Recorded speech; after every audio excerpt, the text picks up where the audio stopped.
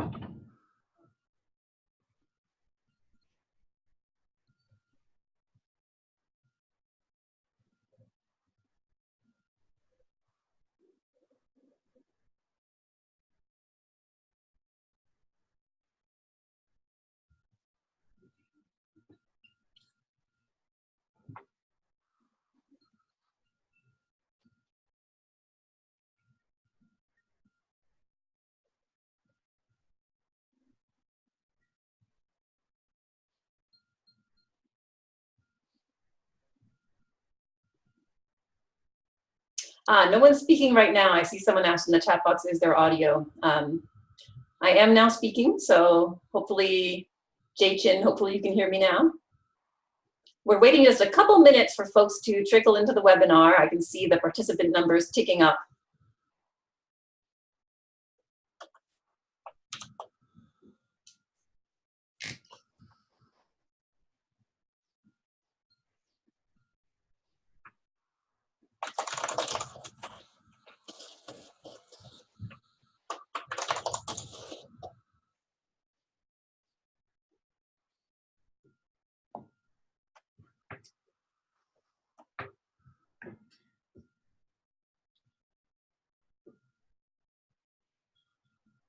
I think I'll give people just another couple minutes to join, but in the meantime, please do keep adding your name and organization into the chat box. If you don't know where to find the chat box, you can move your mouse to the bottom of your screen, and that should bring up a little menu bar that includes a chat option.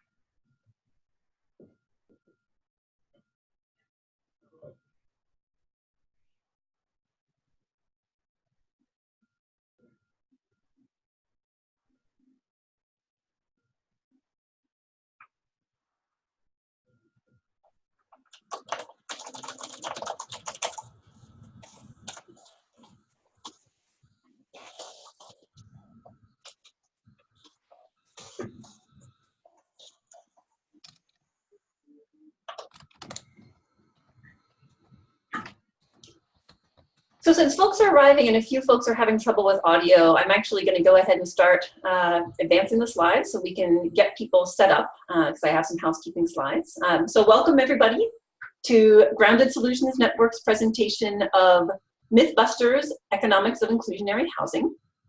My name is Stephanie Reyes. I'm a state and local policy manager for Grounded Solutions Network, and I'll be facilitating today's presentation along with my colleague, Naaman Freeman. My colleague Jason Webb is also on the line today to help with any technical challenges. Thank you, Jason.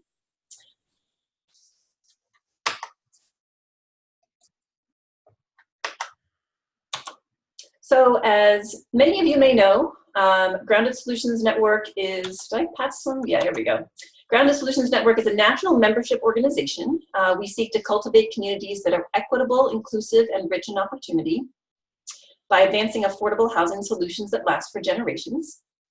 We do this by supporting our members in the field through expert advice, trainings like this one, and technical assistance offered in a variety of forms. We have a great program today co-presented with the Urban Land Institute on the economics of inclusionary housing. But before we dive in, I do want to go over a little bit of housekeeping. So I love this slide because it tells people how to set up their audio, but of course they can't hear me if they don't have their audio set up. But hopefully if I stay on the slide for a few minutes, people can see their options for connecting with audio.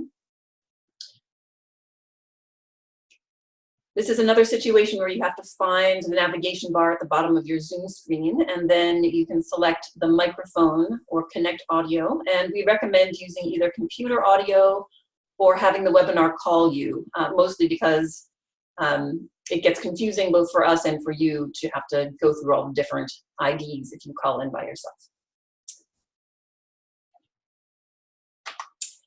So this is the menu bar I mentioned. If you're having trouble with your audio connections, and you can't hear me say that, or if you have any questions throughout the presentation for the presenters, feel free to use the chat box to type in your questions. I'll be monitoring that chat box throughout the session, as will our presenters. You should all be muted automatically to prevent background noise, but we do want to encourage you to engage in the webinar, unmute yourself and ask questions or share comments when you're prompted to do so. And you can unmute yourself by clicking on the microphone icon when that time comes. Just remember to remute yourself when you're not speaking so we can avoid any background noise on the line. This class is being presented to you as part of the Online Training Institute from Grounded Solutions Network, and today's training is offered free of charge with no participant fees, thanks to the generous support of City Community Development. We hope you'll join us for future Online Training Institute courses this year. Each course is tailored for staff at local governments or nonprofits like community land trusts, as well as state and local policymakers, advocates, and really everyone who works in the affordable housing realm. You can visit groundedsolutions.org/events to stay tuned for more information and to be the first to register for one of our online courses, or apply for a scholarship to help cover the cost of the course. As I mentioned, today's call will be interactive in nature, and so we do encourage you to turn on your webcam if you have one, and to take yourself off mute to ask questions when the time comes, and also to share your thoughts in the chat box, including if you're having any technological difficulties or if you have content questions for any of the presenters today. So here's our agenda for today. My colleague Naaman is going to kick us off with Real Estate Economics 101. I'll jump back in to review the economic effects of inclusionary housing programs. And next we'll hear from Art Rodgers from the DC Office of Planning about Washington, DC's inclusionary housing program and how it affected their local housing market. Following Art, we'll hear from Aakash Thakkar from EYA about his perspective as a developer working in jurisdictions with inclusionary housing programs. We'll have some time for questions and answers, and we'll wrap up today by sharing some next steps and beneficial resources for your use. And before we jump into the content of today's program, I want to hand it over to Christopher Tomey with the Terwilliger Center at the Urban Land Institute, our co-presenter for the webinar, to say a few words about his organization. Great, thanks very much, Stephanie. And really appreciate this opportunity for the Terwilliger Center to work with Grounded Solutions. My name is Christopher Tomey. I'm the Executive Director of the Terwilliger Center for Housing at ULI. I'm also have been a Grounded Solutions board member for the last 5.5 years for Grounded Solutions and its predecessor, and which has been a fantastic experience. And I'm so pleased that we can work together in this context. For anyone who doesn't know, the Urban Land Institute is a global real estate development membership organization. We are not a traditional trade association. We don't do lobbying. We work to support responsible real estate development. The Terwilliger Center is, pardon me, is the umbrella for all of the housing-related content here at ULI. Our focus is on facilitating a full spectrum of housing opportunities for folks at all income levels, but we're particularly focused on moderate and lower income households. And we do that in several different ways. Number one, we try to socialize best and innovative development practices and policies within the development community. We do this through an annual conference that we host, and next year we'll be in Miami in late February, so a good time to head down to Miami, and we would love to see you there. We also we also have a fall and winter meeting, ULI spring and fall meetings, which are gatherings of 4,000 to 6,000 of our members, where we provide housing content, and we provide content for local and regional summits and convenings focused on housing affordability as well. We work a fair amount on research. We just had published a study on housing attainability, on the challenges of particularly first-time home ownership that are seen now, and some mismatches in the market, in market demand and production. And would encourage you to visit our website to see that report on attainable housing, as well as some of our other work. And we provide advice, analysis, and connections to ULI members. We have over 42,000 members in the United States, many of whom have worked on very difficult housing issues, and we want to bring their knowledge and experience to bear to help advance housing development in other areas as well. So with that, I'll turn it back to you, Stephanie. Thank you again for this opportunity. And I guess I'd also mention that this is just this is one aspect of a broader partnership between the Terwilliger Center and Grounded Solutions Network. And I hope that we will be delivering some content similar to this at our district councils around the country very soon. So thank you, Stephanie, and I'll hand it back over to you. Thanks for sponsoring this webinar. And I think now, next up, we have Naaman about Real Estate Economics 101. All right, thank you, Stephanie. Give me 2 seconds.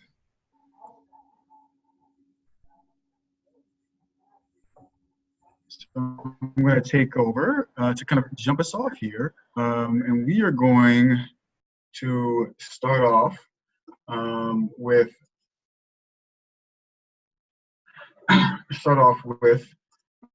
Real Estate Economics 101, right? So as all of you know, we're going to be diving into the economics of inclusionary housing today. Before we really get into that and how those policies and programs affect real estate economics, we first need to kind of have a common and broad understanding of the basics of land and real estate economics, right?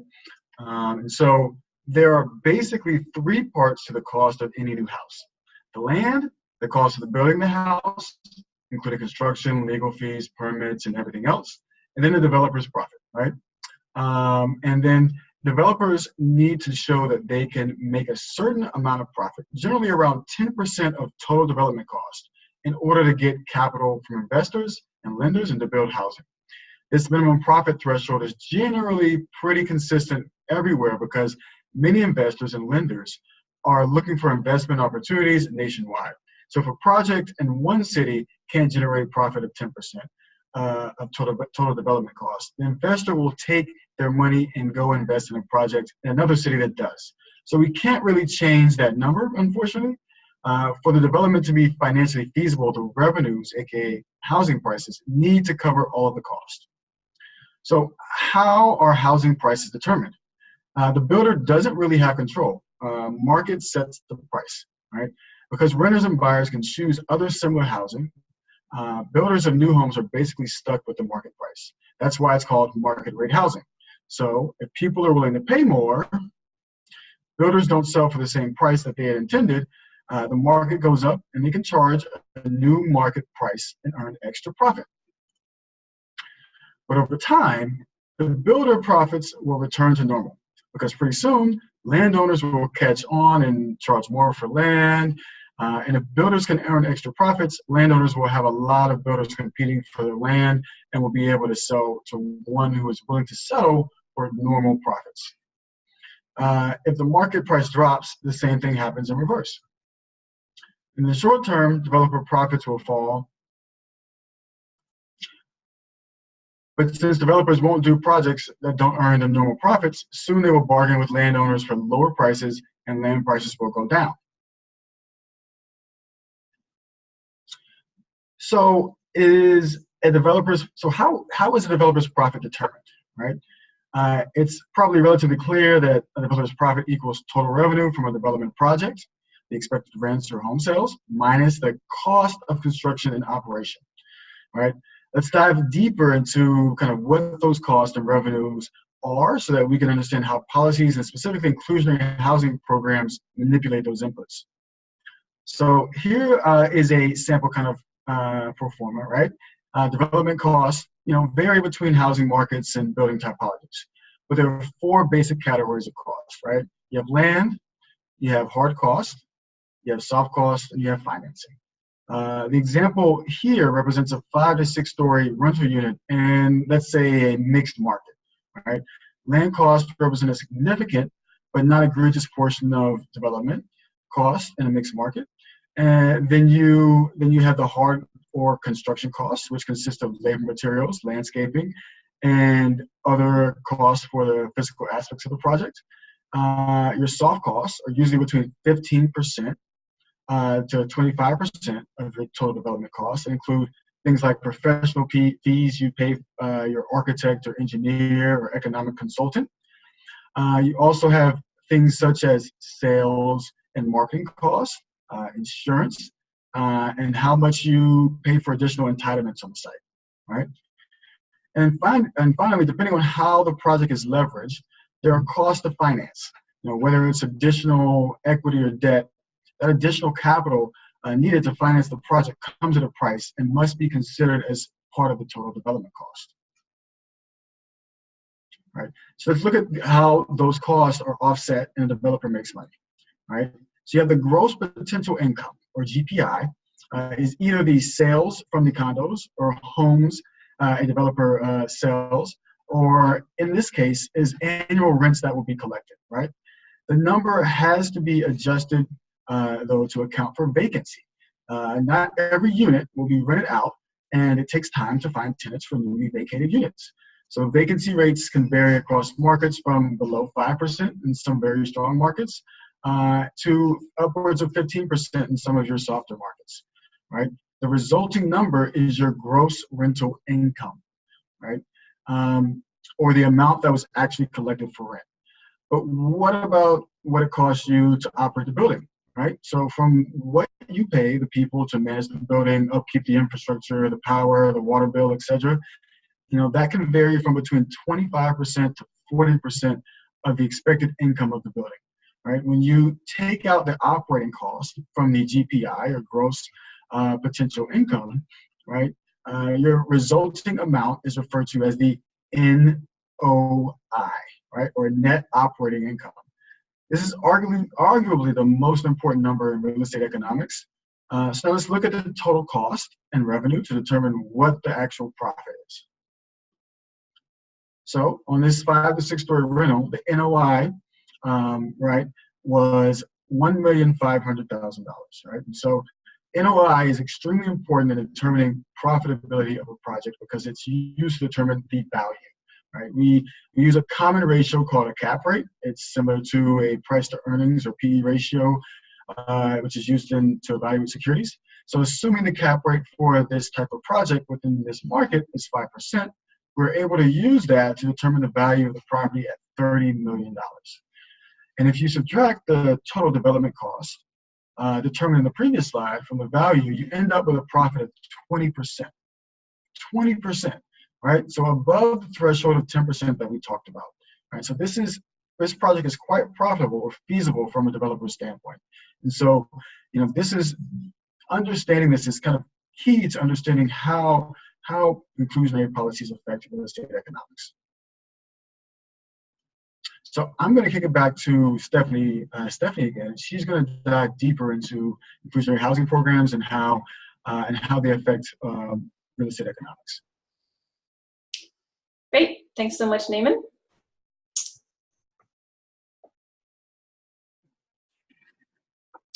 Oops. That's interesting. Okay. Let me just find the right slide. I thought I was on it, but clearly not. Okay, so going back to this illustrated example that Naaman was using, a requirement to provide affordable units or pay in lieu fees for an inclusionary housing ordinance creates an extra cost for a project.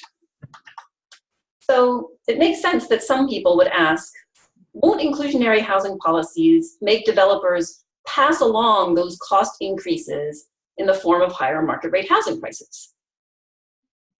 But as we saw, developers don't set housing prices. The market sets housing prices. So developers can't pass the costs along. Sure, if you added this new cost to every house on the market, prices would rise. But renters and home buyers are comparing their options among both new and existing housing, and new housing is only a small fraction of the total housing stock. So since the market price is set, the new costs that come from inclusionary requirements might initially shrink profits. But as Naaman mentioned before, developers are not going to build projects that don't get them their minimum required profit threshold. So again, in the long term, the additional costs are going to be passed back to the landowner via reductions in the cost of land, as Naaman showed before. So the answer to this question of, will inclusionary housing policies increase the price of market rate housing because developers pass on the costs of building the affordable units to the market rate renters and buyers, is a resounding no, because that goes against the entire concept of market rate or market price, right? It's a developer's job to make the maximum possible profit on any given development venture. If a developer could raise the price on their new market rate housing units, they would certainly do so, with or without the existence of an inclusionary housing requirement, right? So now that we have that squared away, another question people often ask is, well, won't inclusionary housing policies stifle new housing construction by raising developers' costs too much?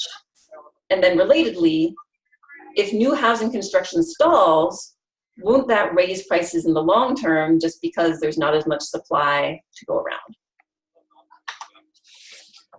Well, it's true that if the cost of inclusionary housing is too high, it could push land prices so low that some landowners would simply choose not to sell. And if enough landowners made that choice, in the long run, less housing would be built, and this would ultimately result in higher prices in the long term. So in the end, what economists tend to fight over is, at what point the extra cost of inclusionary housing results in reductions of the supply of land for housing. It's clear that if the cost is relatively low, there'd be no impact on the long-term housing prices. And if the cost is very high, there could be some impact. So that's everything that we know in theory. But what actually happens in practice with actual inclusionary housing policies in actual cities? Well, there are literally dozens of studies that purport to answer that question. So many studies that I can't even fit them on my slide. Here's my slide. There we go. The problem is most of these dozens of studies are kind of descriptive studies. So they make observations like, well, these 15 cities adopted inclusionary housing policies, and in the years following the adoption of those policies, housing prices went up in 12 of those cities. Well, descriptive studies like that have been widely criticized for their lack of methodological rigor because of this problem. Who can fill in this phrase, which illustrates the main methodological problem with these descriptive studies? Feel free to type it into the chat box if you recognize this phrase. There we go. Someone got it. Correlation does not imply causation. Nice job, folks in the chat box. And Jason, there's some folks in the chat box asking some tech questions, if you can take a look at those. There it is. Correlation does not imply causation, right? Just because housing prices rose after a jurisdiction adopted an inclusionary housing policy does not mean the inclusionary housing policy caused that rise in housing prices. Maybe housing prices rose because construction costs skyrocketed. Maybe because the economy took off, or for a dozen other reasons, right? So the few studies that actually do a better job of genuinely analyzing the impact that inclusionary housing policies specifically have on the housing market use a research design that does a couple of things. It compares outcomes in places with inclusionary housing programs to similar places without inclusionary housing programs, right? That kind of A/B testing. And it accounts for other factors that could influence the housing market, like unemployment rates or mortgage rates, or some of the other things I talked about. Fortunately for us, in 2016, the National Housing Conference commissioned a report that included a literature review of a whole bunch of these studies And it identified a small handful of studies that are methodologically sound and summarized those findings in this handy table. So as you can see, the only study that found a decrease in housing supply and production was this one study in the Boston area. And of the studies that looked at the impacts on home prices, only 2 found a very small increase in single-family home prices. Again, this one here in the Boston area at the bottom, and then 1 of the 3 studies from California. In the case of the Boston area study, it actually kind of makes sense that a decrease in housing production might lead to a very small increase in the price of housing over the long term due to the supply and demand dynamics we talked about, right? But I actually have to take issue with this 1 of 3 California studies that says it has an increase in prices, because as you can see, this study also noted that jurisdictions with inclusionary housing policies had an increase in multifamily housing production, which would intuitively lead to a decrease in multifamily housing prices, again, due to basic supply and demand. But then when they looked at the housing prices side, right, they didn't even look at multifamily housing as part of the picture. They only looked at single family housing prices. So if they had included housing prices across all housing types, my guess is that that inclusionary housing ordinance would not have had an effect on home prices, as is shown in this other study of California jurisdictions here. So this is a lot of detail, but perhaps the most interesting takeaway from these studies isn't even on this chart. It's from this study, this one study here, study D, that compared Boston area programs with San Francisco area programs. So as you can see, that study found very small declines in housing production and prices in Boston, but no negative effect in the San Francisco area. So the researchers said, why is that? And they went 1 level detail to look at the characteristics of inclusionary housing programs in those 2 regions. And what they found was that cities in the San Francisco area were much more likely to offer developers incentives to help offset the cost of providing those affordable units. And the San Francisco cities were also much more likely to offer developers flexibility in how to comply with the policy. So developers could choose to build the units on site, build the units off site, pay a fee in lieu of building the units, donate land, et cetera, et cetera. So what are my 2 big takeaways from all the research out there? Number 1, the most highly regarded empirical evidence suggests that inclusionary housing programs don't lead to significant declines in housing production or significant decreases in housing prices. I'm sorry, increases in housing prices. And then, from comparing these 2 cities, it is possible to design an inclusionary housing policy that does not have negative effects on the market, and providing incentives and flexibility like those San Francisco area jurisdictions did can absolutely make that more likely.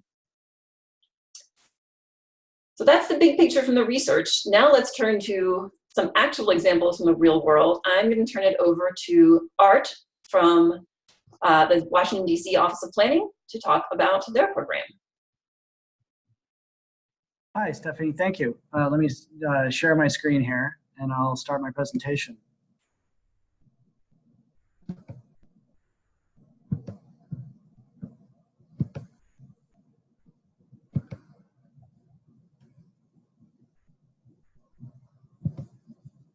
Okay. First I want to say thank you to Naaman and Stephanie for inviting me to participate in this webinar. I think it's great. I've been working on inclusionary zoning going back to 2002. And so what I thought I would share is some of our experience here in Washington, D.C.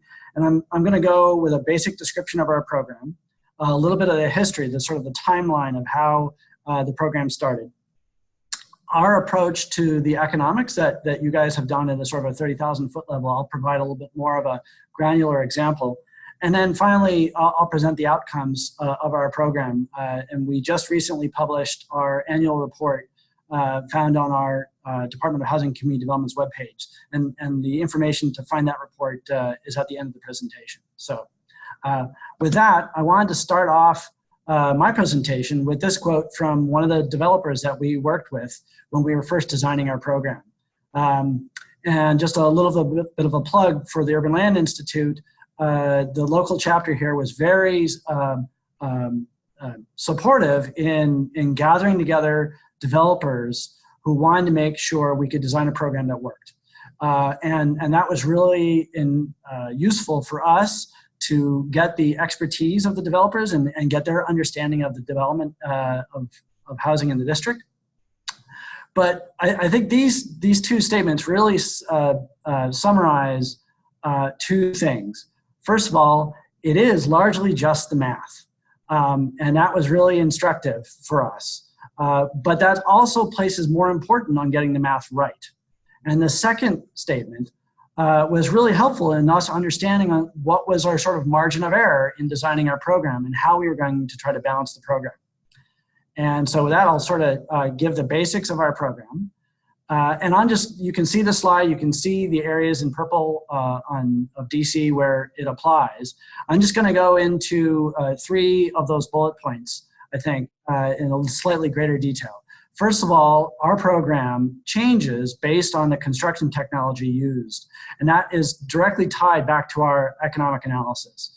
That essentially, if we wanted to balance the program, the value of our bonus density as an incentive decreased with the changes in construction costs, because when you go from a stick-built low-rise building on up to a mid-rise, on up to a high-rise, construction costs get progressively more expensive. And that means the land value that we're using as a bonus through bonus density gets smaller and smaller. 2, our zoning commission decided that the affordability of the units had to be for the life of the project. They thought there was a direct connection between the bonus density that we were targeting to give to a project and the affordability. And so the bonus density is for the life of the project. And so therefore they made the connection that the affordability should be for the life of the project. And then lastly, you see that the third bullet from the bottom is we offered a 20% bonus density, and with accommodating that bonus density through height and lot occupancy changes to make sure the bonus density was really accessible. And I think that's a key thing, is making sure if you're going to use bonus density as an incentive, you really have to make sure that it is accessible, that the developers can achieve that bonus density. So we did extensive modeling of how that bonus density would be realized throughout most of our zoning categories. And then you can see some of the other bones of our program along with the slide, who it targets. We do have some minimum development standards and so on and so forth. Okay, so here's just a timeline of our program. And back in 2000, when I first started here at the DC Office of Planning, the district was just starting to show signs of new development. In 1996, excuse me for a second, in 1996, we had 0 new units issued construction permits. But by 2001, we were starting to see some signs. But housing costs were going up very dramatically. And so inclusionary zoning was one tool we started to investigate as a way of providing affordable housing. And that started with a planned unit development project back in 2002, where we got a very small percentage of units to be affordable to households at 80% of our area median income. Over the next couple of years, the idea of a mandatory inclusionary zoning program grew to the point where a campaign of advocates and smart growth organizations and churches and civil rights groups got together and introduced the idea of inclusionary zoning to our zoning regulations. And so it was our job at the Office of Planning to analyze what they proposed and work with stakeholders to try to make it work. That process took about 2 full years, from the beginning of 2005 to the end of 2006. But then, as we all know, there was the collapse of the financial markets, and the district delayed the implementation of our IZ program until about 2009, as you can see on the bar chart. And then when the economy recovered, we saw this huge spike in the production of housing starting in 2011 and proceeding on. And basically our production has doubled since the end of the recession compared to before the recession. And so I think one of the things that did happen, and it is a matter of timing, is by the time developers were ready to start building again, inclusionary zoning was baked into the land values. And so I think that was really helpful, but the bonus density also played an important part of that. And I can show the economics of it in a second. And then finally, back in 2016, the district went through or completed a whole rewrite of our zoning code. And you can see in 2017, once that was done, there was a spike in production across the city. I will say that early on in the 2011 period, there were a lot of projects that were grandfathered out of inclusionary zoning. They got their development rights before the recession, and they held on to their development rights. And so they were grandfathered from inclusionary zoning. And inclusionary zoning for the district didn't really start producing units until about 2014.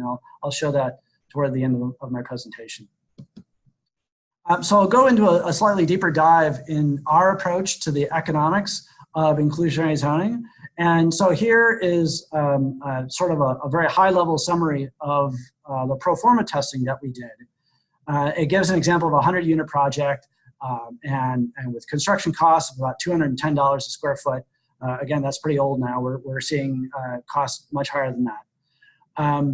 And so when you start to make inclusionary requirements, and in this case, it shows an example of just 10 units or 10% of the project, targeted at 80% of AMI in this case, we can start to see when you don't offer any bonus density, you can start to see how it might have a theoretical impact on either the return of a development. You see the return drops, and we know from your presentation that the capital markets really drive that level of return. And in this case, it shows a 35% drop in the percent return on a project. Or there could be an impact on land. And I think from the district's perspective, as I said, we were just starting our revitalization. We wanted to make sure that we could balance our program into such a way that a landowner would still get the same price for their land before the implementation of inclusionary zoning to after the implementation. We did not want any development to be delayed, and of course the financial collapse had a much greater impact than IZ would have. But you can see, and I think this is interesting, that without any bonus density, this sample shows that the impact to land was about 20%, and that's an interesting correlation with a 20% bonus density. The other option is, as you said in your presentation, if overall the supply is restricted and that lack of supply drives up the price of housing, you see a roughly 6% increase in the cost of housing without any bonus density. But in the last column, you'll see what happens when we added our bonus density to a project, and basically we tried again to stay within that plus or minus 3% range of impact on land or return. And when we added the bonus density, we could document that we had a very minimal impact on either the return of the project, the land prices, or the housing revenues that was required to drive the project. So that's the sort of high-level summary of our economics, and we drew a couple of conclusions from this. As I said, the value of the bonus density changed with the type of construction, and so we chose again, to make sure we didn't halt construction in any of our zoning districts, no matter if they were low density or high density. The value of that bonus density was smaller when construction costs were high. We also determined that, that if you're seeking deeper affordability for lower income households, you're going to get fewer units and still create a balanced program. And so we decided to target what you might say a moderate income level. Right now it's 60% of AMI for rental and then 80% of AMI for ownership. And then if we need additional subsidies to help lower income households, either through down payment assistance or rent supplements, we can do that. And then finally, and I think this was interesting, having talked to other cities, was that if you split your income targets, that can have a different impact across your city. Because if you are choosing a split of, say, 50 and 80% of AMI, in some areas, 80% of AMI will be market. And so the requirement for 80% of the MI will be have a minimal impact, but they'll still get the 20% bonus density. So those are a couple of the conclusions that we drew from our economic analysis. And so here's the outcomes of our program. It has steadily grown to where it's delivering about 200 units a year. And as you can see, the production really didn't start until about 2014. And the last 3 years, we've been averaging close to 200 units. And I think from the slide, you can see that the last year is representative of 29 projects. I will say that this past year, the projects that applied for inclusionary zoning were 52 projects across the district. And so that growth in the applicability of projects across the district, I think to our view, suggests that our IZ program has not had a significantly negative impact on slowing down development. And a couple other things, we see projects all across the city. We see it small projects and large projects. And I think the other thing that's interesting is we have seen changes in behavior. And with some projects, we've seen projects opt in to get to bonus density, even though the IZ program is not required of them. They will opt in, set aside the units, and access the bonus density. On the other hand, we have seen other projects build 8 or 9 units as opposed to that 10th unit. That would suggest that they are seeking to avoid the IZ program. So it's really interesting why some projects might opt in and why some projects have tried to stay below the minimum threshold that triggers the program. So again, that sort of summarizes our program. I think the last thing I wanted to leave with the people on the webinar is stewardship. I feel we did a very good job of designing our program, but early in the administration, as the unit started to deliver, we did have some stewardship challenges. But now our Department of Housing and Community Development, who manages the lining up the occupants with the units themselves, has dramatically improved their systems. And I think our stewardship of the program has improved from those first couple of years back in 2011. And so I think you can design a great program, but if you don't pay attention to stewardship, that can come back and bite you. And so with that, I just thought I'd share my contact information. If people are interested in learning more about the design of our program, please feel free to reach out to me. And also, I work with the IZ project manager at Department of Housing Community Development, Gene Bullmash, and he said if people are interested in learning more about how we monitor and store the units, he's definitely willing to answer questions. And so with that ends my presentation. And so I'll hand it over to Aakash Thakkar of EYA, who does a lot of development here in the District of Columbia. Thank you.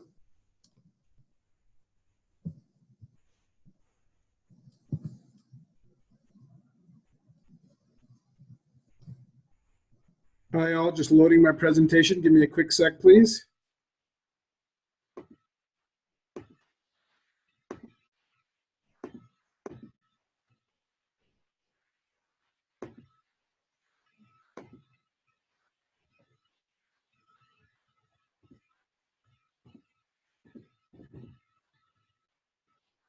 You folks see the presentation?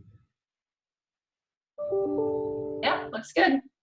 Awesome. Okay. So my name is Aakash Thakkar. I am a developer with the company EYA, and we are a developer, a for-profit developer in the DC region. We develop in DC, Maryland, and Virginia. I think one of the reasons that Art and Stephanie and Naaman tapped us to be part of this is while we're a for-profit developer and sort of started the company as a market rate developer, we do a fair amount of mixed income housing. We do a fair amount of affordable housing with housing authorities, and we also do a fair amount of market rate housing. And through that experience over the last 27 or so years, we have built a fair number of inclusionary zoning units. So to start the discussion, or my portion of it, I just want to say well done to Stephanie and Naaman and Art, because I think you guys set the stage very well. And it's always great in a conversation like this, in my view, when the policy folks and the implementers like Art and the developer generally agree on, I agree with virtually everything that was said in this presentation, and I hadn't even reviewed everything that was going to be said at the start of this presentation. So I think that's a great place to start a conversation. A couple other things that I'd say, we think, and I think many in the development community think, that inclusionary zoning is a good thing, and sort of the conclusion, and this is to answer some of the questions that have been coming up in the chat room, to the extent that the landowner and the developer, and this is certainly could be a developer's view, but to the extent the landowner and the developer are incentivized to provide affordable housing, then it's sort of a win-win-win in my estimation, where if you're developing more housing through bonus density, then the city is getting overall a greater amount of housing. The inclusionary zoning units are being created. The developer meets the profit margin that the developer needs to meet to continue doing projects, and the landowner is compensated, I'll say fairly, give or take, for their ground. So I think sort of the basis that the DC program has used, and the basis that the Montgomery County program has used is really a good foundation for discussions nationwide. I'll also say, and I think Art would agree, that Montgomery County, Maryland, was one of the early adopters of inclusionary zoning. And so I guess, from a regional standpoint, DC is a wealth of riches in terms of having very good, well thought out inclusionary zoning. Montgomery County is a suburb, for those of you who don't know, that borders on Washington, D.C.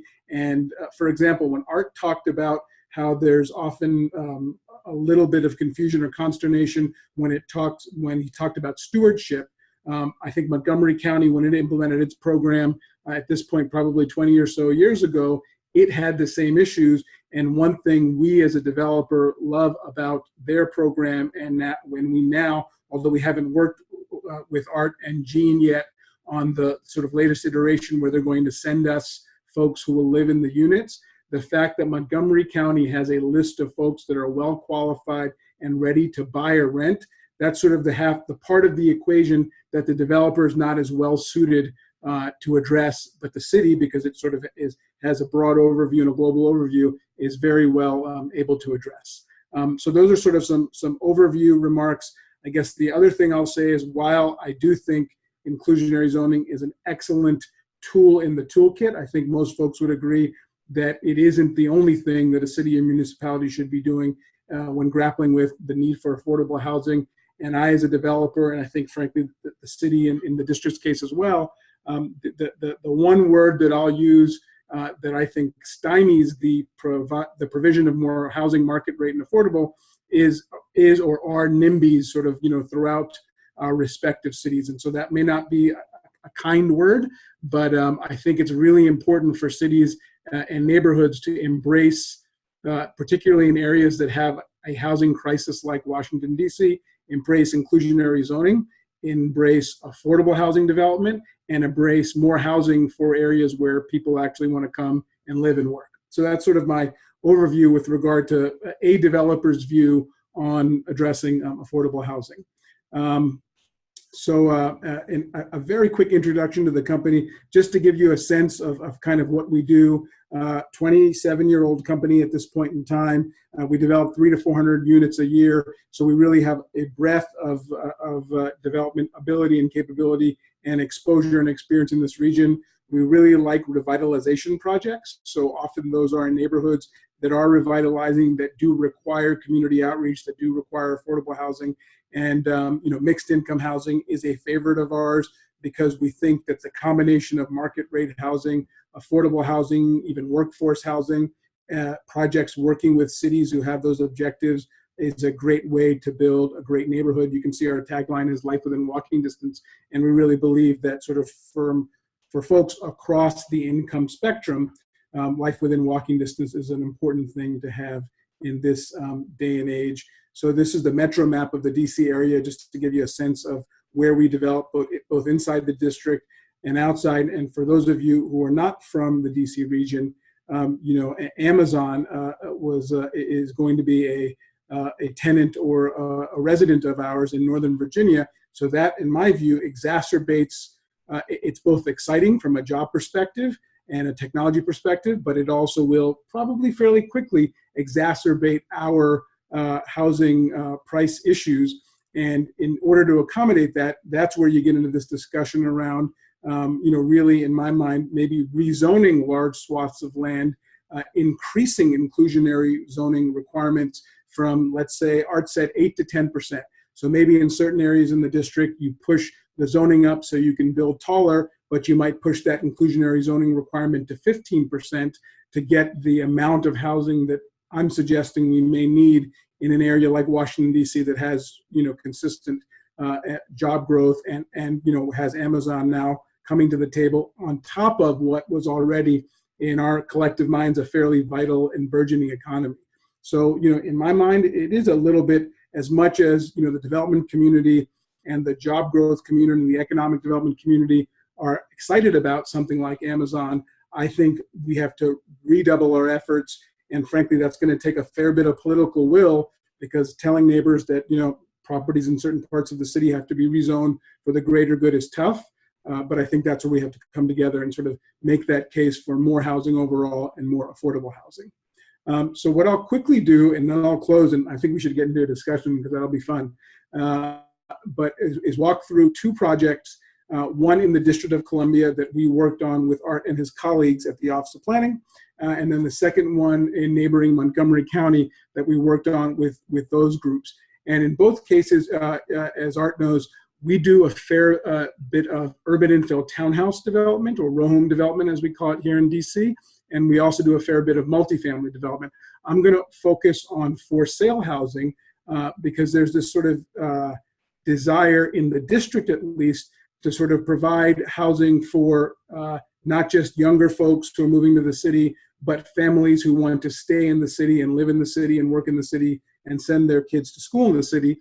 And this project that I'm showing you, the Josephites project in Washington, D.C., is a good example for a number of reasons. So it's 80 townhomes in the heart of a revitalizing or burgeoning part of the city, the Brookland neighborhood in Washington, D.C. We purchased the land from the Josephites, which are a religious institution, which who are going to put the profits back into their mission of serving poorer communities of color nationwide. So they probably won't reinvest in Washington, D.C. as much, but I bring this up because in this case, it's a mission-driven institution that needs the money. And so to Art's point, when you talk about landowners, there are different landowners, but it would be my view that particularly for this landowner, but maybe all landowners, landowners should be made whole if there are inclusionary zoning policies that are put in place. In this case, it's a landowner that actually has a very legitimate need to plow its profits from this piece of land back into its nationwide mission. So that just gives some color around when you hear a landowner. It could be, some wealthy developer on one hand, but it could also be a group of homeowners who come together to sell their block for as much money as they can so they can buy a larger house, or a religious institution or a school that's looking to deploy their capital in other places. So in this case, it was the religious institution. And this project actually went through a process whereby, it's called a PUD in the district, whereby you provide more potentially than the minimum amount of affordable housing. So you'll see 10 units on top of a total of 80. So that's somewhere around, I think, 13% affordable, where, as you heard Art say, 8 to 10% is the typical range. So we came to this city and said, hey, the neighborhood around here is probably about as dense if you look at the entire piece of property, the 8 acres, including the seminary. If you look on the bottom right, you'll see a seminary with open space and then development on the back. So we came to the city and worked with Art's office and said, we want to put something together that could be a little denser than what's around the neighborhood. In return, we'll provide more affordable housing that's required, and all of the housing, both the market rate and the for sale, will be geared to families 3 and 4 bedroom units. And there was a lot of support at the city level. At the same time, you'll see the sides of the seminary here. We had proposed housing there, and there was neighborhood pushback, and I think we worked with the city, and we pulled back on putting housing on the sides or even the front of the seminary.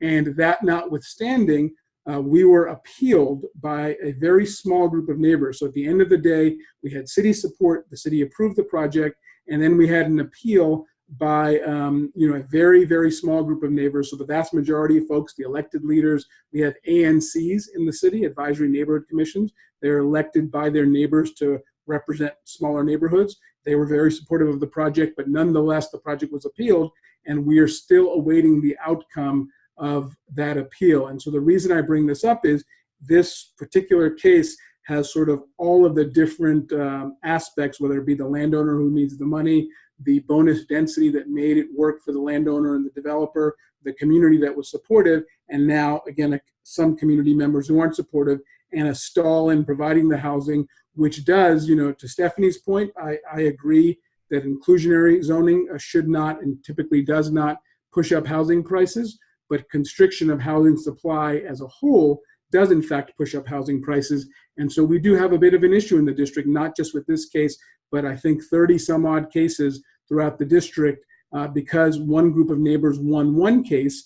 Every single project that goes through this more complicated PUD process, which is a good process, by the way, because you get good design and you get community benefits, has been appealed. So it's just, there's a complex aspect to providing mixed income housing, inclusionary zoning, and just development, infill development in cities. And so when you contrast that with this huge need for more housing for families and frankly for all folks in cities and regions that are growing, it's just a very complex issue, and one that we are working with the city and folks like Art and the mayor's office every day and communities to try to solve and sort of push the ball forward on. So that's the project in Washington, D.C. My hope is that the case will be resolved in a positive way, and my gut is it will be, because we in the city sort of followed all the right protocols to get the approval. So I think it's a question of time before we start the project. And so hopefully, we'll have these 80 new units, 10 of them being affordable as part of the IZ program in the city, breaking ground in the next 6 to 9 months. So that's kind of one example of how we've worked in Washington, D.C. And the second example, and I'll conclude on this one, is a not dissimilar example. So I just wanted to show sort of the contrasting or the similar example, but in another jurisdiction. This is in Montgomery County, Maryland, in Silver Spring. So Silver Spring is a neighborhood that touches Washington, D.C. It's on the Red Line Metro, which goes in and out of the city. And in this case, very similar, in fact, we bought the land from a school that wanted to move from Montgomery County to Prince George's County, needed the proceeds to essentially buy themselves a new piece of land in another location. So this, again, is a market-oriented project, similar size and scale, a little bit smaller, 55 units. Montgomery County has a 12.5% inclusionary zoning requirement. And so we've done, at this point, probably 12 to 13 projects with inclusionary zoning in Montgomery County. They too have this interest in providing for sale family type housing. So you can see it's an arts and crafts style housing. The other point I'll make is there are sometimes cases when the inclusionary zoning units are a touch smaller, not much smaller than the larger market rate units. But as you can see from this picture, the fourth unit in from the left is an inclusionary zoning unit. And I point that out because the goal in any of our projects that have front doors lining the streets is that the units, whether they be inclusionary or workforce for that matter, or market for that matter, are indistinguishable from one another. And I think we pull that off well here, because we often can't tell ourselves, which ones at the end of the day are inclusionary or not, nor should we be able to. So this project, interestingly, is also an infill project. We went through the process with Montgomery County. It was a rezoning. And it's interesting, I didn't think about this as I was choosing these two examples. This project, again, despite what I'd call sort of an 80% band of approval from the community, the city council or the county council voted 8-1 in favor of it. The one council member, sort of a noted anti-development council member, but we got this approval, and it too was actually appealed. And I say I didn't think about that when I chose the second one. I did think about it for the first one. We quickly got through that appeal. Montgomery County is good about moving through its appeals, and we were able to build the project. It's now built and sold. And what's really cool about Montgomery County is not only do they have an inclusionary zoning program, they then have their housing authority have a right to buy 25% of the inclusionary, for sale inclusionary units that the housing authority, called HOC, Housing Opportunities Commission, can then rent to its clientele and keep as a long-term rental unit. So the county says, hey, we often need 3 and 4 bedroom rental units and townhouse style or single family style. So they have this carve out provision that allows their housing authority to pay the same price that an inclusionary zoning buyer would pay, and have the opportunity to then rent that out to their clientele, which is in effect the county's clientele. And so, you know, when you're talking about both the district and Montgomery County, the commonalities are, in my mind, a reasonable percentage of inclusionary zoning. And by that, I mean, when you start getting into the 20% level, let's say, and maybe a 20% could be fine in a place like San Francisco or New York, when land prices are so high and there's an ability to sort of take that deduct out of ground. But I do think there's a tipping point beyond which, if you have the percentage that is too high, that it could slow things down because there isn't enough bonus density to compensate. So I think that the district has, let's call it, District of Montgomery County, between 8 and 15%, depending on the bonus density and the location.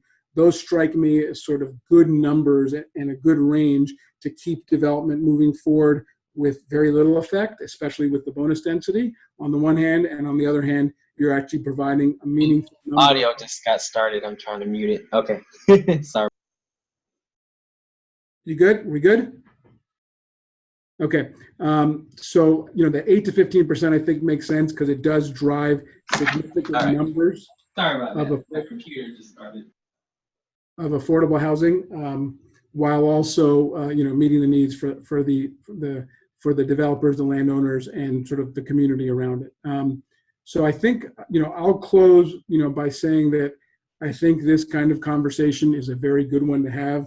We should be having more of them, because to the extent that cities, you know, can work with their communities, their housing authorities, and their developers to come up with programs the way that the district did and the way that Montgomery County did, inclusionary zoning absolutely can be a very important part of our toolkit, but not the only part, because there's so much existing housing out there that doesn't have inclusionary zoning in it, and we've got to figure out ways. Maybe it's vouchers, maybe it's property tax abatements. It could be a number of different things, but my point ultimately is that inclusionary zoning can work for the development community and the land sellers, and is definitely part of an important part of a toolkit in terms of solving affordable housing issues, maybe even crises in certain places throughout the country. So thank you guys for pulling this together, Stephanie and Naaman in particular, and let's have a conversation. Awesome. And thank you so much, Aakash and Art, for the rich content and information you shared today. Our presenters always love to hear about what's actually happening in real communities on the ground. I mean, our participants, excuse me. So that's super helpful. And speaking of participants, if you have just joined us, welcome. And if you're not currently verbally asking a question, please find the mute button in the toolbar on the bottom of your screen and hit mute so we don't get a lot of background noise. And as Aakash said, we are going to switch to questions and answers at this point. So I'm going to just put up a really basic slide to while we do that.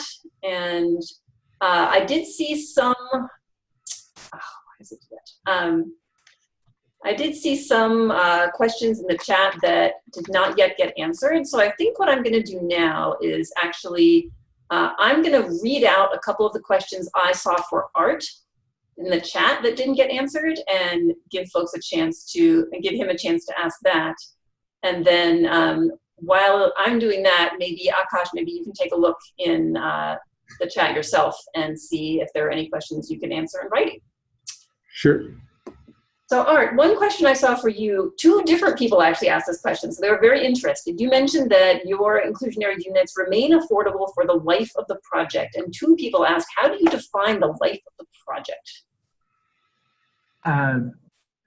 The life of the project is as long as the building stands. So at some future date, if the building's going to get redeveloped, it can be torn down. And the assumption is that we will continue to have inclusionary zoning over the long term. And so when economics require that that building get torn down and a new building gets built, we will have new affordable units that come along with that new building. But again, our zoning commission made the determination that since the bonus density is there for as long as that building stands, that the affordability requirement should be there as well.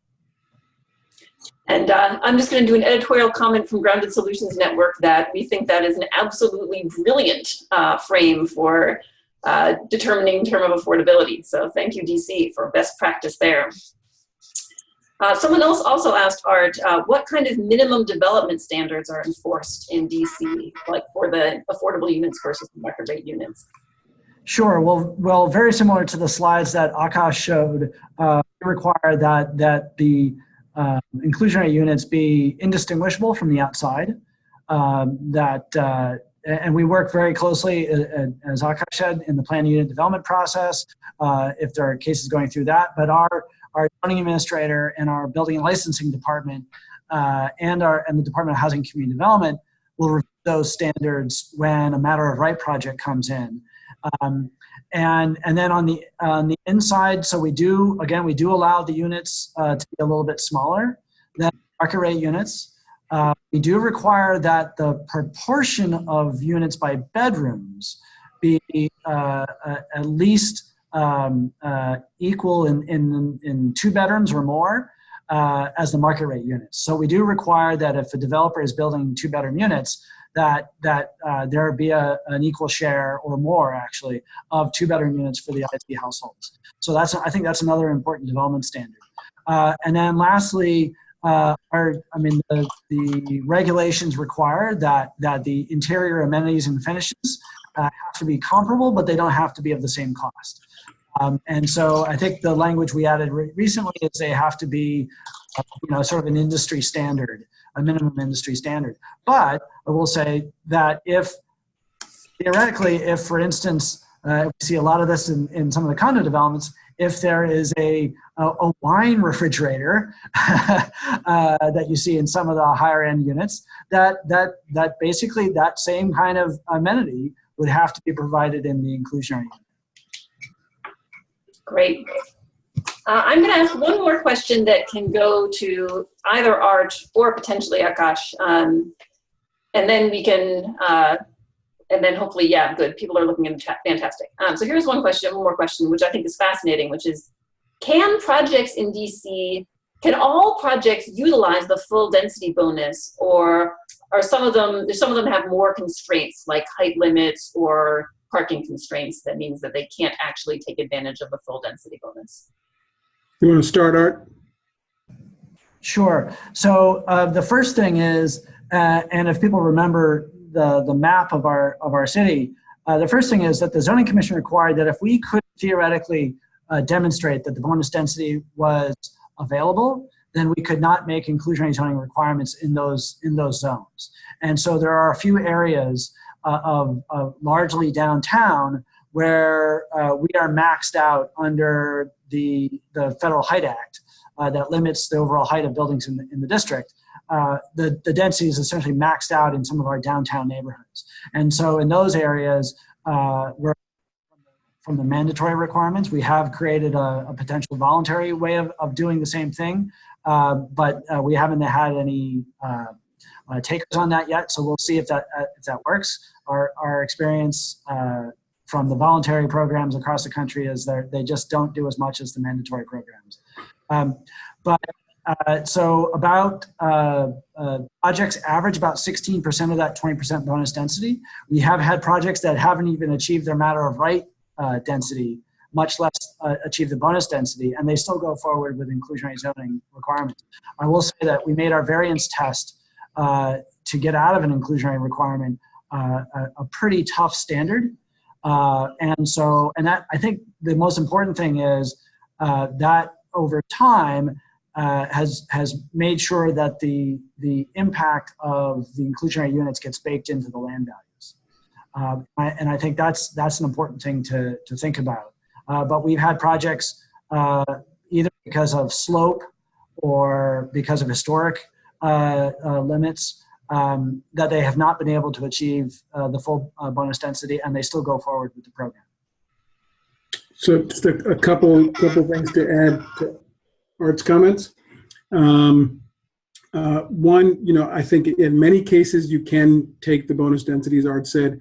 There are some cases we've seen where when you move, this is technical but important, from stick-built construction in a 5-story multifamily building to concrete construction or a more expensive construction type in a 6-story multifamily building, it may be difficult to take the bonus because you could take the bonus, but if your overall costs go up, the intended impact of making the landowner whole or the developer whole may not quite be the case.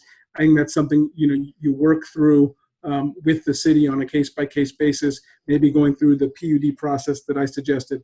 The second sort of thought I have, open for discussion in cities like DC and elsewhere, if you have a location where you can't push height or density for reasons like the Federal Height Act or a historic district, there might be tax abatements that you could provide. If you offered a multifamily developer 10-year tax abatement in exchange for X number of new inclusionary units, they wouldn't get any more density, but they'd have to pay less property taxes. So the city, in effect, is becoming a partner with the developer in reducing cost in exchange for badly needed affordable housing. So I think there are ways beyond just physical density to address the issue. That's comment number one. And then comment number two, there's a question in the district of not only height when it comes to, not in my backyard discussions, but also historic districts. So a community might come together and say, well, hey, if we think there's rezonings on the horizon, we're going to push to get historic designation on a whole swath of a neighborhood in order to prohibit further development. So they're just in the district anyway. There are many layers to sort of this conversation, and something we're going to have to address moving forward. Because, like I said, I am concerned, and I think we are concerned that while we're doing a good job, the city, thankfully, is moving in a positive direction with regard to job growth and people wanting to live here. But that creates a very, very real issue for folks who may not have all the skills to participate in that job growth, folks who've lived here for a long time. And, I'm not sure that we've, hit that right strike point or balance just yet.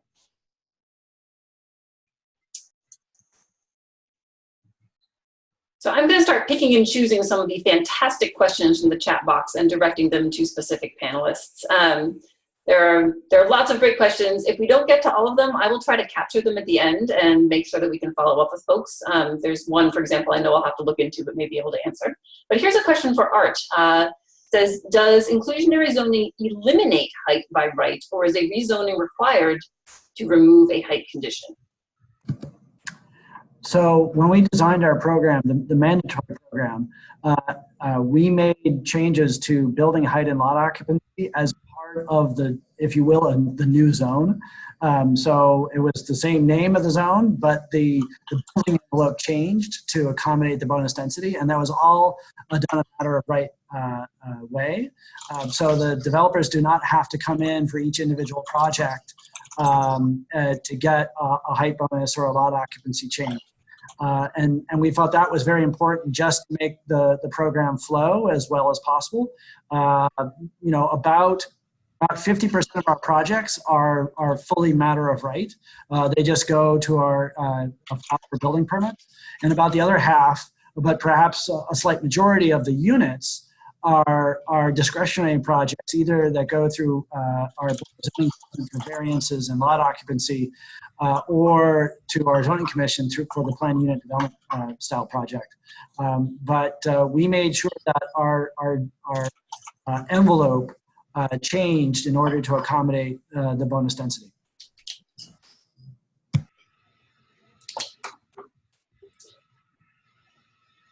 And any of the panelists, if you see a question in the chat you particularly want to answer, feel free to jump in. I have one that I wanted to address. Someone asked, I begged to ask a question about what happens if buildings get torn down that have inclusionary affordable units in them. Can there be requirements that if that building is torn down, that a rebuild has to replace the affordable units that were torn down? And the short answer is yes. There are several different jurisdictions that have what are usually known as no net loss policies. either generally for an area or specifically in a certain small area. And they can be project by project, where they say, you know, if there's a project that tears down affordable units, they must replace them one for one. I know LA has something like that in their transit-oriented areas that covers rent control units. And I know San Luis Obispo has something like that in their downtown for deed restricted units like inclusionary units. So that no net loss is certainly an option. I've got one question that I think I can answer, which maybe others may care about. So the question was, what do you do in a city where you believe that the mayor and the council and the politicians are sort of overly protective of developers and will not enact inclusionary or other types of policies, right? And that's a tough question, because there's an easy answer, right, which is vote for folks who might want a more balanced perspective, right? So clearly, you know, that's something you could do. The other thing I think you could do, which I think Art and the city did a fair job of, I mean, I want to be clear and say that EYA as a for-profit developer obviously wouldn't be supportive of any and all IZ policies that the city might propose. I think we are supportive of the cities because we think it's fair and balanced and appropriate. And so Art and his team did a good job of talking to advocates and smart growth folks and community leaders and developers, and kind of said, hey, everybody, you're not going to get everything you want here, but we're going to come up with something that we think makes sense. And so my recommendation would be that for the leaders in whichever jurisdiction you're in, have that kind of conversation with facts like we've discussed here today, and bring in, you know, I'd say probably south of 50% of developers are going to have a progressive mindset around this stuff. But at the same time, if they see, so some of the progressive developers, I think, will jump on and say, hey, we want to be part of the solution. And those that aren't might say, well, geez, if I can build 20% more or whatever it is, bonus density wise, it might make sense for me to look at this and not have a reactionary knee-jerk no to whatever it might be. So I think it's starting the conversation and proposing something that's reasonable that a number of different types of folks could get on board with.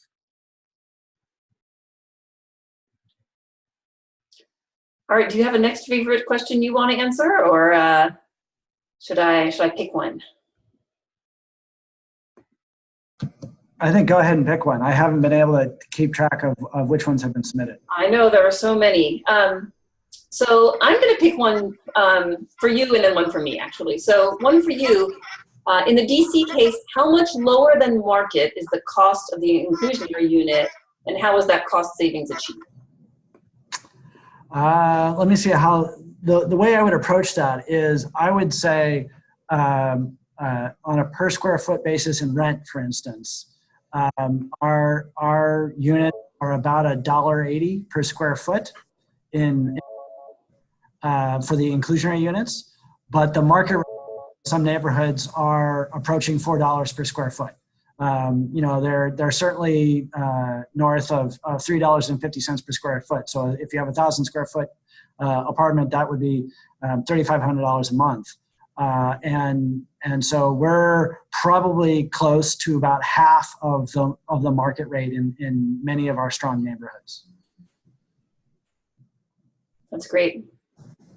And someone also asked a question I get all the time, which is, how did he phrase it? I can't find it. But it was basically, what are some of the best inclusionary ordinances out there in different cities? And it's a really hard question to answer about what are the best inclusionary ordinances, because, you know, it depends a lot on your market and, you know, what's the type of inclusionary ordinance you have, et cetera, et cetera. I can definitely speak to, you know, the characteristics of the best programs, right? Like, the most successful programs are mandatory and not voluntary, and the most successful programs offer some kind of incentive, and the most successful programs offer compliance alternatives and that type of thing. But I know people like to hear about jurisdictions, so I'll rattle a few off the top of my head. In a way, I think the best ones tend to be the ones that have been around the longest, because cities have had a chance to, you know, give the ordinance a good fair shake, right? Like a good solid several years of working with it and giving the land values a chance to adjust, et cetera. And then they can look at it and say, what can we improve here, right? So Art talked about how DC improved a lot on its stewardship and management, right? And improving that over the years. Montgomery County has also made a lot of improvements over the years, and I think it could be a really interesting best case to look at. San Francisco's been around for a long time. It's complicated, but they've also worked through a lot of problems. And another interesting example that I'd like to look at is Chicago. Their ordinance has evolved a lot over the years, and definitely has a lot of things that they've tweaked and changed as they've seen different problems with the ordinance over time. And of course, the shining star example of inclusionary housing ordinance, Washington, D.C.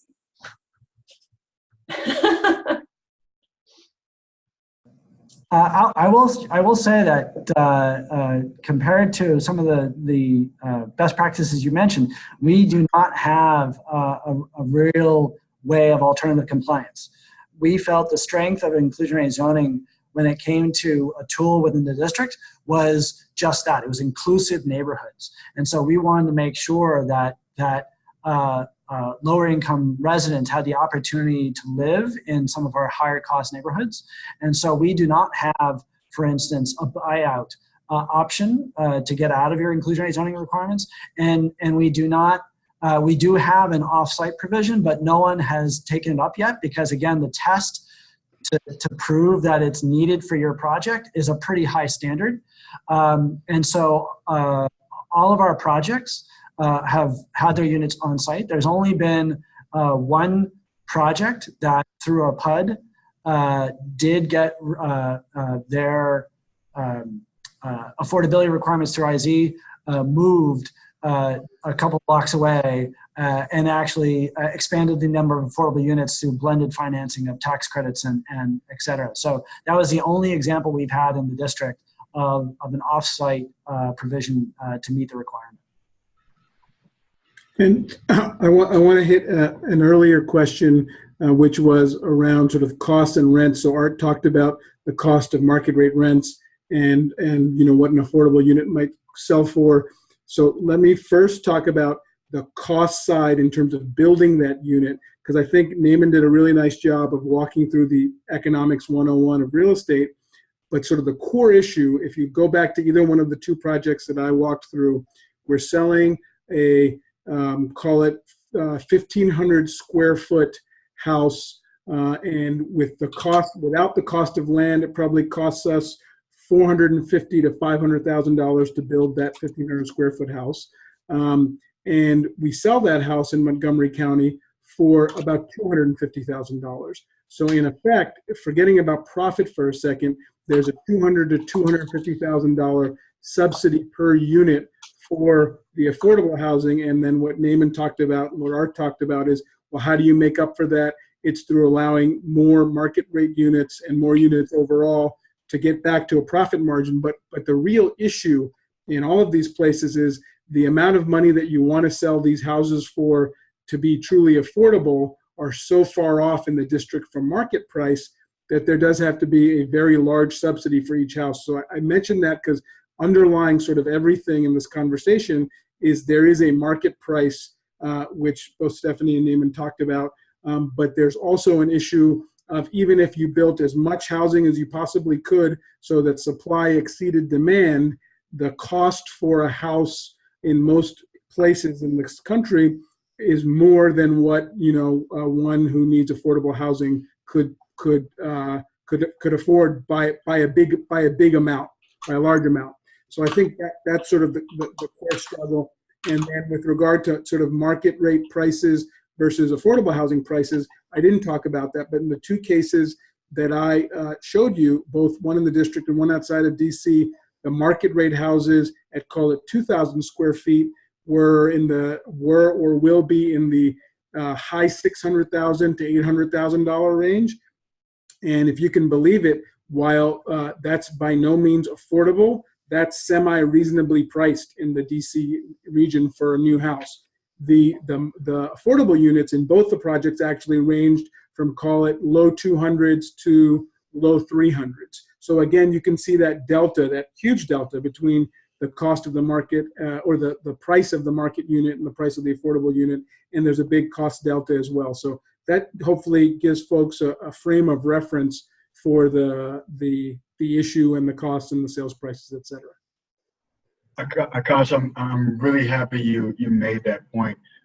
There was another question that was submitted about, are there any examples of successful voluntary IG policies? And similar to the question that was asked to Stephanie, that Stephanie presented, it gets to the point of what makes a voluntary policy successful, which is really around, getting the numbers right, which is for a voluntary policy to be successful, whatever incentive that is provided by that jurisdiction, has to be worth as much as not just worth as much, but worth much more than the actual affordable housing requirement. And so understanding what the cost of building housing is important, and even more important in a voluntary program, because people have to be willing to opt in. So the value of whatever the incentive is, whether it be a density bonus or a parking reduction, has to be worth a lot more than the cost of the affordable housing. And with that, we have just like 3 minutes left in the webinar. I do want to run through a few last resources slides. If your question didn't get answered, don't panic. I have pulled them all off the chat, and I'm pretty good at following up on loose ends. So we have all of your email addresses because you registered for the webinar, and we will attempt to follow up on all the questions that did not get answered via email later. Or you can check out our amazing resources that we have on inclusionary housing that might answer some of your questions. So we have our dedicated website, inclusionaryhousing.org, everything you need to know to design the policy and implement a program. We have our inclusionary housing database map, which is a nationwide database of over 1,500 inclusionary housing programs, lots of information available there.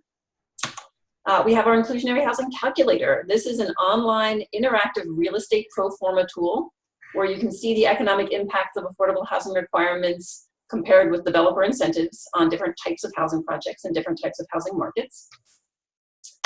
And finally, Grounded Solutions Network offers policy consulting services and technical assistance to jurisdictions who are looking to design or update an inclusionary housing policy or other affordable housing policies. So don't hesitate to be in touch if you need technical assistance.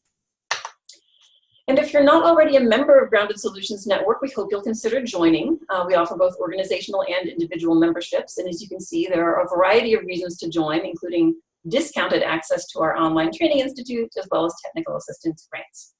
To learn more, you can go to groundedsolutions.org/membership. And if you found today's training to be helpful, we hope you'll join us for future learning opportunities as part of the Online Training Institute. Again, groundedsolutions.org/events for those. And we do have scholarships and discounted registrations available as well. As we've been talking about, after this call, you'll get an email. It'll have the call recording, the slides, a series of other resources. Someone asked about, a list of studies about inclusionary housing, et cetera. And included in that email will be a quick survey. Should take you no more than 2 minutes to complete. Please do take a few moments to share your feedback so we can continue to improve our offerings and better meet your needs. And with that, thank you for joining us today, and don't hesitate to be in touch with any further questions or thoughts you might have from today's presentation. Thank you to our panelists. Have a great day, everyone. Thank you. Thank you.